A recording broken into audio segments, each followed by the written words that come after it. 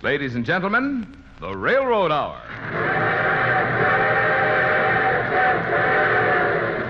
And here comes our summer show train.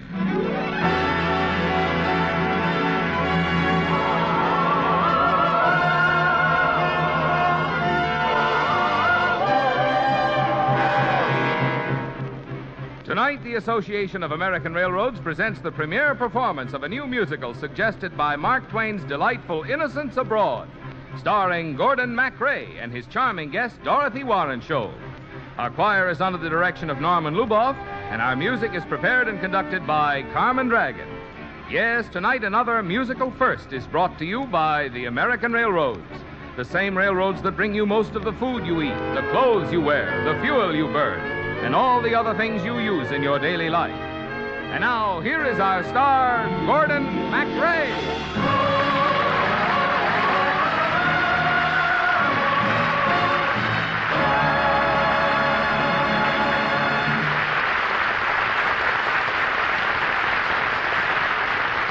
Thank you, Marvin Miller, and good evening, ladies and gentlemen.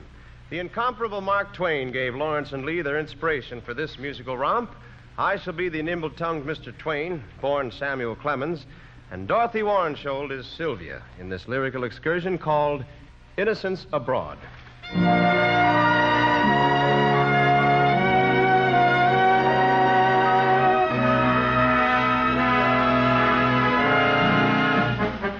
Samuel Clemens was a notable, quotable, highly anecdotable man. How do you do? His wisdom was ample. You care for a sample. Ladies and gentlemen, here's an example. Delighted. The reports of my death have been greatly exaggerated. Just between the twain of us, Mr. Twain, where did you ever get your name? Well, you ever been within earshot of a navigating gent on a riverboat? Well, now, just listen to him, shouting his soundings. Mark One! Mark Twain! That's it. That's where I got it. From the jargon of the Mississippi River. Because that's my jargon, too. Take this story, for instance. There are a few whoppers in it, but it's the truth, mainly. Now, how about joining us? We're off on an ocean voyage. Sailing, sailing over the bounding main, for many a stormy wind shall blow where Jack comes home again. Sailing, sailing over the bounding main, for many a stormy wind shall blow where Jack comes home again. Sailing, sailing over the bounding main, for many a stormy wind shall blow where Jack comes home again. Sailing, sailing over the bounding main, for many a stormy wind shall blow where Jack comes home again.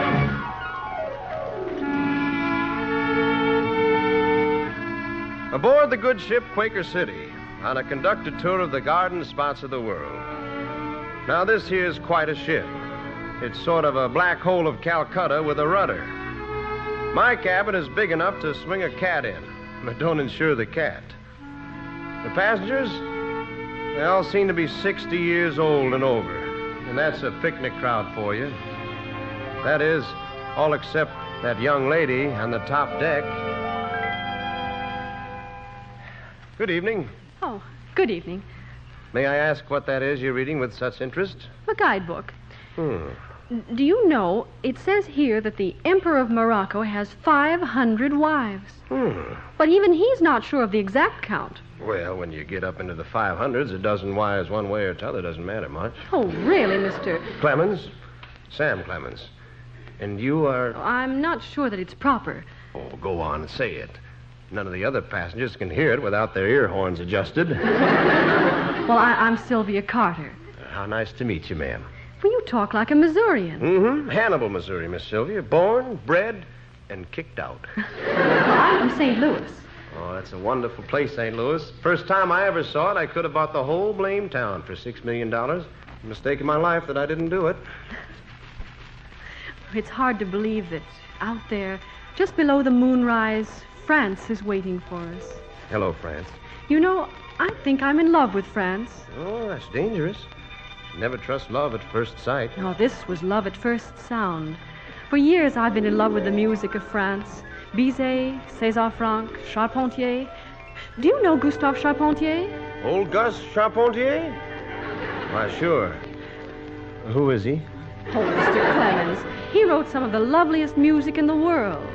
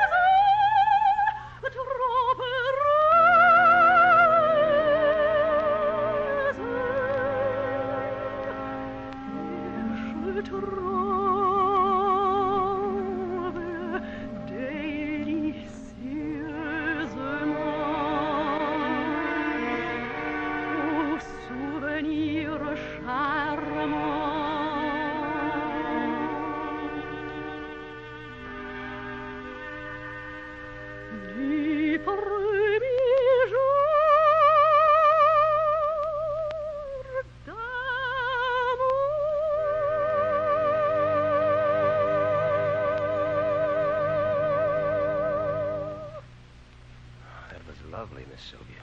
Lovely. You know, from the way I feel that you sing, I'm sure you're one person who'll never be sick on the high seas. Well, I'm afraid I must turn in now, Mr. Clemens. On page 96 of the guidebook, it says that you should get a good night's rest before the evening, before you dock. But, Good night. Last page 96. Love at first sound. Sylvia Carter. Sylvia's hair is like the night, touched with glancing starry beams. Such a face as drifts through dreams. This is Sylvia to the sight, and the touch of Sylvia's hand is as light as milky down. When the meads are golden brown, and the autumn fills the land.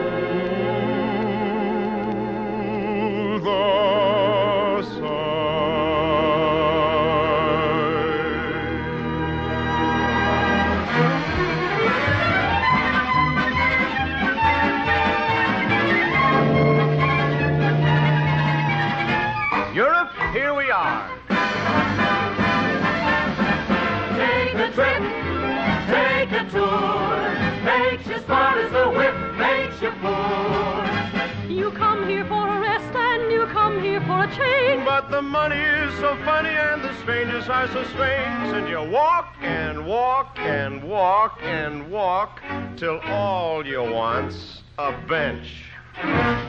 And it's so deuced clever that all the kids speak French. Oh, we must hurry, Mr. Clemens. The guidebook says the exhibit of old Spanish pottery closes promptly at 5. Miss Sylvia, the guidebook talks too much. In a nice, polite tone of voice, would you tell it to shut its big, fat pages? Really, Mr. Clemens? How do you expect to see the significant things in Europe without expert help? Sit down for a minute. Here's an interesting little sidewalk cafe. I'm not sure. Please. Well, all right. This is an interesting cafe. Now then, look around you, Miss Sylvia. There at the front table, a French gentleman. And there, a Spaniard. Undoubtedly, that's a Dutchman. Each speaks a different language. But watch how international music can be. Are you sleeping? Are you sleeping? Brother John, Brother John. Morning bells are ringing, ding, ding, dong, ding, ding, dong. Oh, I know the French of that. Frère Jacques, dormez-vous, dormez-vous. Sonny de matina, ding, dan, dong, ding, dan, Now dong. watch. Our Spanish friend is caught. Martinillo, See? quieres tú, toca la campana, ding, ding, dong. The Dutchman's lips are moving. Dong. Who can resist it? Vater Jankel, schlafen Sie, Abend ist verschlafen, dunk, dunk. All together. Are you winking? Are you sleeping? Brother John, morning bells are ringing, ding, dong, ding, dong. Why, Miss Sylvia, what are you doing? Tearing up my guidebook. This is much more fun.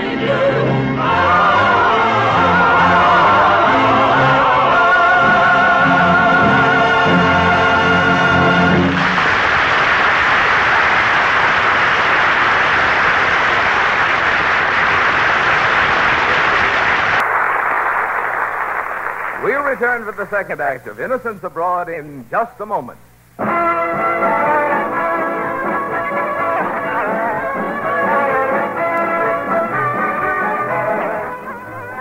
Do you have any idea what it takes to move one armored division of the United States Armed Forces from training camp to port of embarkation?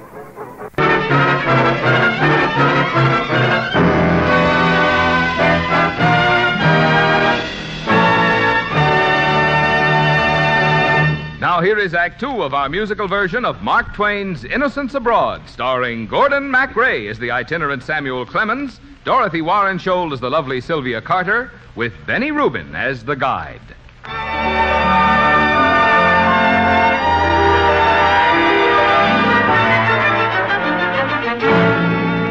Well, here we are in Rome, and I'm homesick.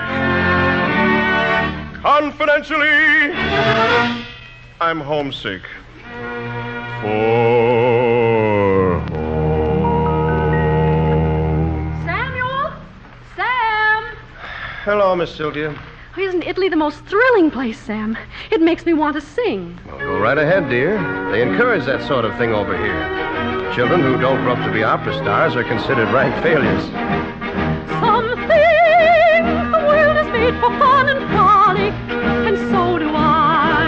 And so do I. Some think it will to be all melancholic, to pine and sigh. To pine and sigh. But I love to spend my time in singing some joyous song. Some joyous song. To say the air with music bravely ringing is far from wrong. It's far from wrong. Listen, listen, music sounds above.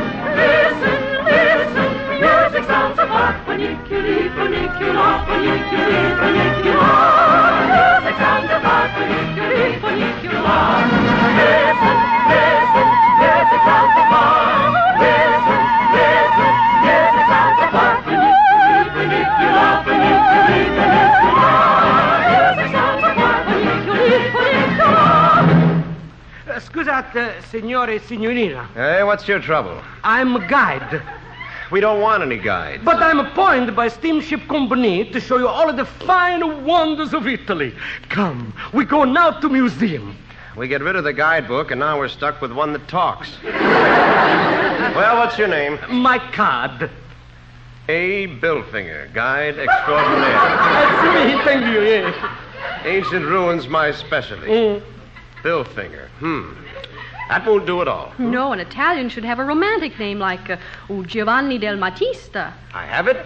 We'll call him Freddie. Freddie. That's my name, Freddie. Freddie Ferguson. Lead on, Freddie.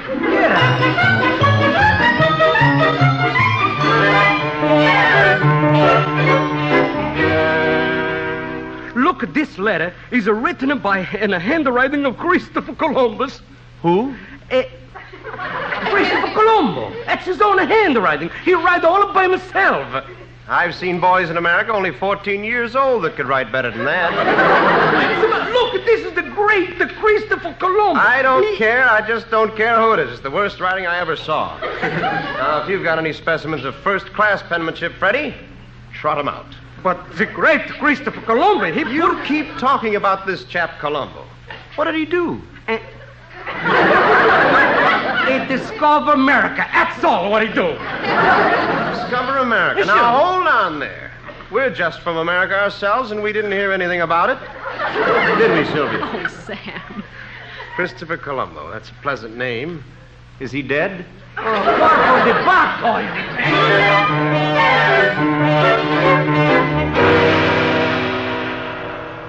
And look over here. It's a genuine Royal Egyptian mummy. What did you say this gentleman's name was, Freddie? Name? He got no name. Mummy, Egyptian mummy. He looks remarkably calm. Is he dead? Oh, Sasha, he's been dead 3,000 years. Oh, and I guess we're a little late for the funeral. All right, I hold my temper. Now we go see the tomb of great Julius Caesar. Caesar? Uh-huh. Caesar. That's a familiar name. Mm. Tell me one thing, though, Freddie. Is he dead, too? Mamma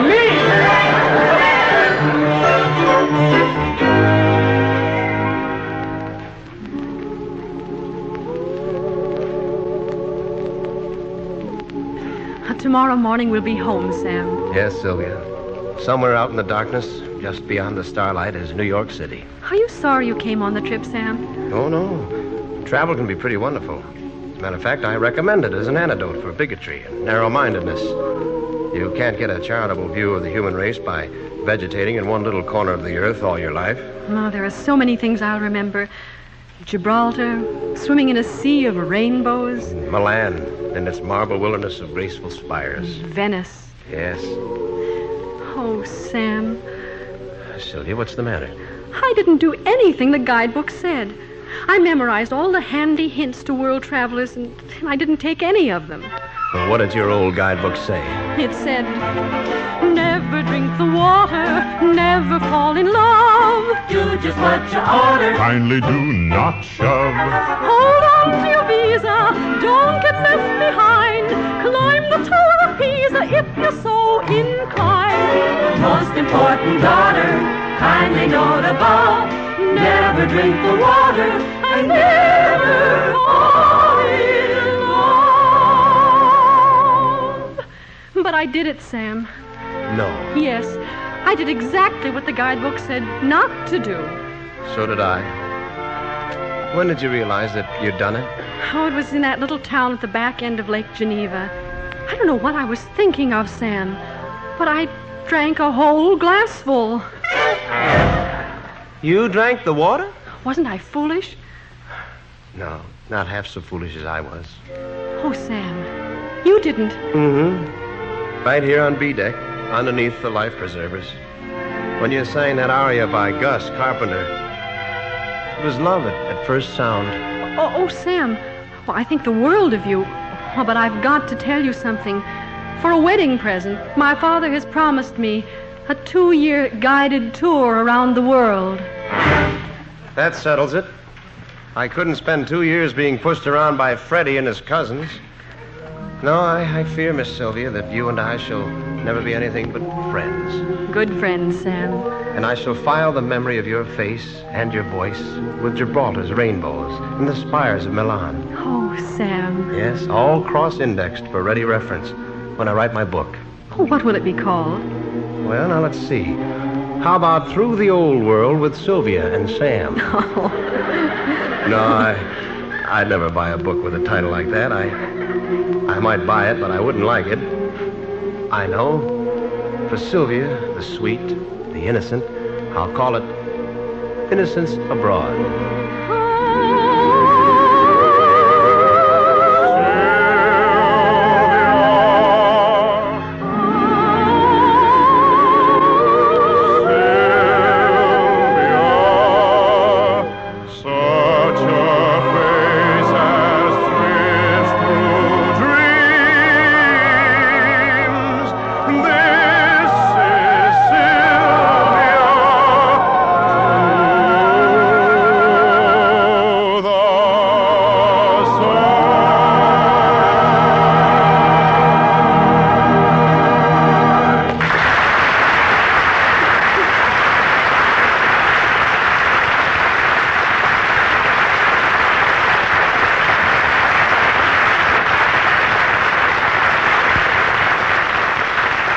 Thank you, ladies and gentlemen.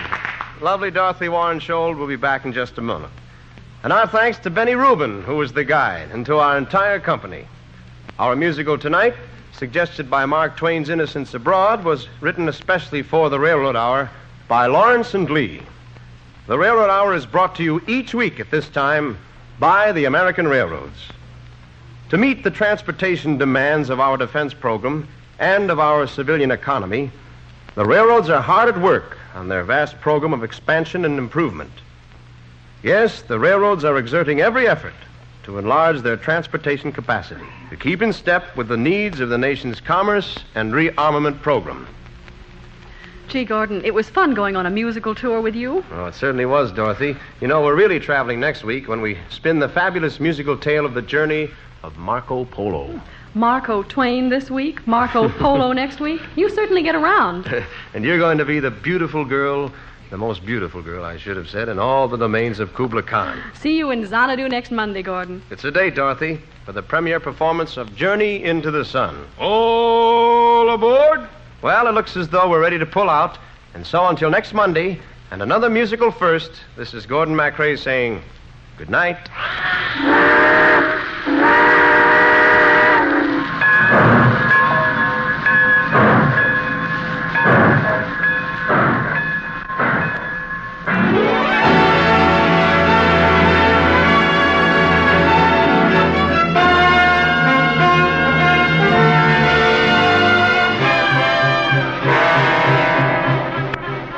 Gordon MacRae can be seen in Warner Brothers on Moonlight Bay. Our choir is under the direction of Norman Luboff, and our music is prepared and conducted by Carmen Dragon. This is Marvin Miller saying goodbye until next week for the American Railroads. Now stay tuned for your Monday night of music on NBC.